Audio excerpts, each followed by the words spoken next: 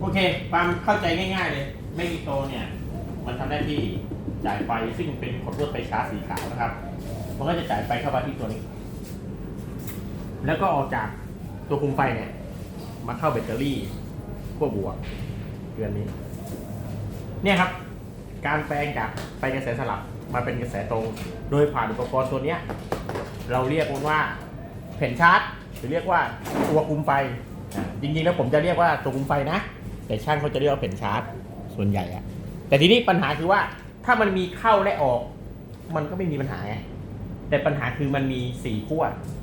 คำถามว่าเดี๋ยวคลิปต่อไปเนี่ยเราจะรู้ได้ไงว่าจะเข้าขั้วไหนเดี๋ยวไปชมกันครับ